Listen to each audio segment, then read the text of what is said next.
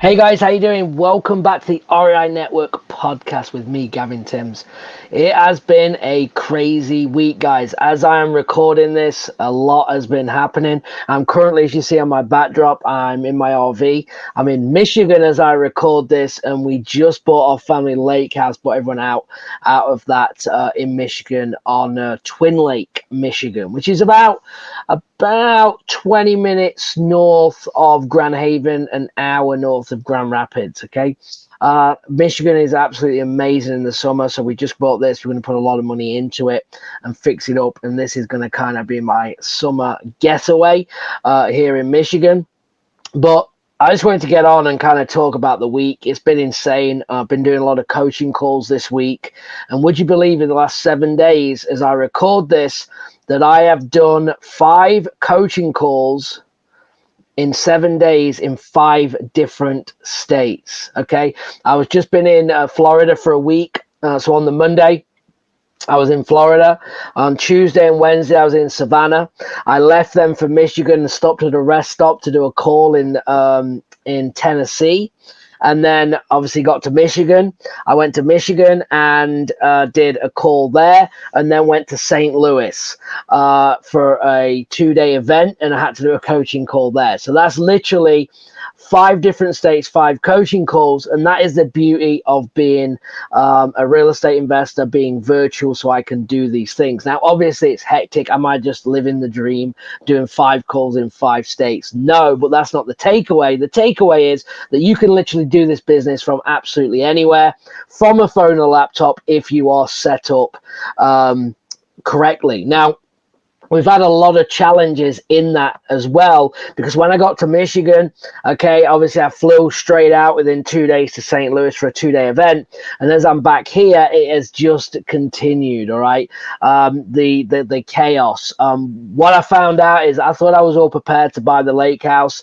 I had a house selling in Birmingham, Alabama, one of our flips, and it funded on the Thursday, and we should have been funded in the bank on the Friday. Okay, last Friday as I'm recording this, and we had a problem. We were using a national lender. Now, the first thing I want you to take away of travel life is that nothing really happens the way it's supposed to be, and you need to be able to adapt, right? I'm not going to sit here and make out that my investing career is absolutely spot on and nothing goes wrong. It couldn't be far from the truth. I'm just in it just like you guys. Now, obviously, I have a team around me that handle the day-to-days, but that doesn't mean that it always goes to plan. So we closed this house in Birmingham, Alabama. I think for $250,000 or $255,000. It funds. We have a buyer in. Everything's going well. It funds. Everyone signs on Thursday. No problem. All of a sudden, there's $750 missing out of the pot. So I'm thinking funding on Friday. I'm then going to move the money to close on the Michigan house on Wednesday. So I have time. Everything's going to plan. All of a sudden, there's $750, and we're using a national lender. Now, the first takeaway from this, if you're flipping homes, is if you're going to take an offer on a house from a retail buyer, I highly recommend, from my experience now, to use a local lender, because we were using Chase. Again, nothing against Chase, but it's a big organization. It's a big bank, and things aren't happening very quickly. They have a lot going on. They have a lot of clients, and we're just getting left trying to figure this thing out. So get this. We signed and closed, thought it was done on Thursday. $750 missing. Something was happened wrong on the hood. Didn't get caught. We're waiting for the money. We get it funded Wednesday morning. So nearly a whole week from closing that we actually got funded. And guess what happens? I'm funding the property on Wednesday, the same day. So I'm obviously panicking, going, right, what am I going to do? Am I going to have to move closing, which I already did once because of this property taking longer, because of this lender. So what I decided to do, I didn't know it was coming. It was going to be Monday. It was going to be Tuesday. Well, guess what? Wednesday morning, it actually got funded. My next problem is I bank with Wells Fargo. Now, Wells Fargo, there is no Wells Fargo banks in Michigan, but I was already prepared for this. So I called ahead of time when I was in Savannah 2 weeks ago and said, hey, I've got this closing. I don't have a bank near me. So what are we going to do when it comes to closing? Oh, there's a way around. You can do an online wire, which they don't like you to do. But if you don't have a bank, then there's ways around it. It's a lot of work, but we can make it happen. Okay, no problem. So we come to wire. I give them a heads up. Hey, I'm waiting for this money on that's going to hit now Tuesday apparently, and we fund Wednesday. I think I can do it. And then I talked to the bank, and they were like, "Yeah, we can work on it, but we're waiting." I ended up then speaking to one of the bank managers, and they were like, "No, we can't do this. You have to go to a bank." I said, "I'm 4.5 hours away. There's no chance I can go to a bank. It's not going to happen. I'm not driving 4.5 hours to south of Chicago just to go to Wells Fargo to wire you the money." I'd already talked to someone. We went back and forth, and this was a problem. So I got them on board. I talked to my original person. They're like, "No, we can do it. Just don't listen. I'll figure it out." So, all right, I think we can make this work. The money hits on Wednesday. Now the money, 232,000 after closing costs and fees and everything hits my account. Now I want to wire 147,000 back out. So they're like, I get back on the phone. They're like, "Look, we can put this in, but I just don't think it's going to go through." And I was like, "What do you mean it's not going to go through?" "Well, one, you have 232,000 pending, and now you want to wire out 147,000, and you want to do it over the phone because you're not near a bank. So we'll do it, but it's going to get kicked out. And we're pretty confident." And I was like, "Well, this is great." So again, workaround. So I call the title company in Michigan for the lake house, and I said, "Hey, we've got a bit of a problem, and this is what's going on. Can we come in and sign everything, and then obviously hold everything off until it funds, which is going to either be tomorrow or Friday. I'm going to have to drive to the south of Chicago and get this done." And they said, "Yeah, no problem." So on Wednesday we all go and sign, get it done. We delay the closing in terms of the funding on the lake house while I try and figure this out. So then what we did was on Thursday, it's now hit my account officially from pending to now I actually have the money. It has cleared the account, and then the process starts. Okay. And we were able to get it funded over the telephone. And what that means is, and I just wanted to explain again to everybody that does this, if you are traveling, these are things that don't go so well. And this is just reality. So you can actually fund. You don't need to be in a bank. You can do a wire over the phone. They don't like to do it. And there's a 3-step process that happens. Okay. Number one is the banker, my original banker that works directly with me, called me to verify who I was. They asked me my name. They asked me my date of birth, some basic questions, and the account that the money was going to go out of. So I answered that. They said, "Hey, in a few hours, you're going to expect there's going to be somebody else calling you to verify some of the things. Make sure you answer your phone." No problem. So the next person calls. They want to know what bank it's coming from, the amount of money that's going, the last transaction in the bank. And that was pretty much it on that one. And then they said, "You may get a third call." Well, I didn't get a third call. What actually happened was that they called where the money was going to. So they called the title company and spoke to the closing agent there and basically said, "Hey," and as soon as you're calling on behalf of Gavin Timms, and they're like, "Oh, so you are expecting the money? This is really supposed to be happening?" "Yes, for this amount." So they covered that. So they got the questions. I didn't know that actually happened until I went to pick up the paperwork. So as far as I know, that didn't happen, right? And I'm getting now the days going on Thursday. Is it funding? Is it funding? Because I've now gone to the resort that I'm driving 4.5 hours to the bank if this doesn't fund, because apparently there's no way around it if it gets kicked out. And then I call about 4:45 Eastern, and she says, "It's just funded. You good?" I'm like, "Oh, thank you. Okay, I don't have to go." So then I called the title company, and she said, "Yes, we have the money." And come, I'm going to process everything, come and pick up the paperwork tomorrow. So it was only on the Friday when I got there, and she said, I said, well, they were going to call me the third time and they didn't. They were like, oh, no, they called me. And I was like, what, really? So that must be the process. So they do 2 different people call me, and then a third person calls where the money's going to make sure it's legit. Now, obviously, I'm thankful that happens, because obviously wire fraud, that was the whole point. And I even got insurance on the wire just in case and all these things, but it was kind of stressful and crazy. And this sometimes what happens in real estate. So there's a couple of learning things here that I wanted to pick from that transaction. Was one, if you're flipping homes, I would work with local banks if possible. So when you're accepting the offer, don't just look at highest and best, but look at who is the mortgage going to be with on this property. And from my experience, I would go local, because again, you can get things done a lot faster and a lot smoother. So that was big for us, and we're going to be looking at that moving forward. But also traveling, when you're out of state and you don't have a bank, what are you going to do? And I thought I had everything in place, but it was a lot harder than I thought. But it turns out it can be done. It's a 3-step process. You just need to get everyone on board.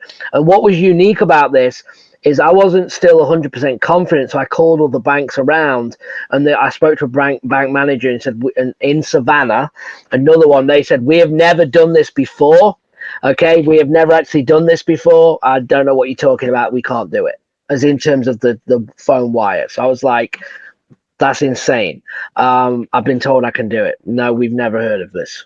We can't do it. So it goes to show it just depends on who you're talking with. So just because it's a big bank, it's a big lender, and think about it when you're talking with your attorneys and things like that. No means no for that person, but you have to keep going. You have to keep calling until you get a yes. All right, because even in Wells Fargo, a huge bank, they're telling me in one office that's 4 miles apart from another office, talking to one bank manager to another bank manager and saying one say I can do it and one say I can't do it. So that goes to show, just like your attorneys, is wholesaling legal? Is creative finance legal? Can I do this and can I do that? And they say no. That doesn't mean someone else isn't going to do it. And that just really, I wanted to get that message across, because that just proves to me that, of course, if it's happening at the highest level, when everyone with a national bank, then it's going to happen in your local market, right? So that when a mortgage lender says no, or a realtor says you can't do that, don't just say, well, that's it. And even with an attorney, you need to find the people that are creative and the people that are willing to go to the steps. Because let's be honest, if I'm a banker, this is a lot of hassle. I have to be included on a 4-way email with all these people, and I got to make sure this and this, and I don't want to do any of that. So I'm going to be lazy and say no. Or legit, they may not know, right? I'm not accusing them of being lazy, but that happens. So you need to get around the right people that are going to make things happen. And this is why networking, I normally have my networking on, but I don't. I have my Prime Home Buyers, my real estate company. Prime Home Buyers is one of the companies that we do our real estate through. But my networking is so important. Okay, you're only as good as again your network, right? Of people to get things done, to give you a helping hand. And I'm sure if you give back, just like, and I could tell story after story. I'm a relationships person, so just with my closing person title, she said, hey, like, we had a couple of bad reviews. It was nothing. She was explaining, do you mind if you give us a review? No, you've been amazing. You've done great. You've literally done everything. And we got creative. We moved it out of a trust and deeded it. We did a quick claim deed into a family member's name, so we could save like $1,100-1,200 on the transfer taxes for this house. And we got, that was my idea, and she was like, yeah, that's a good idea, let's do that. So she worked with me. She was really good.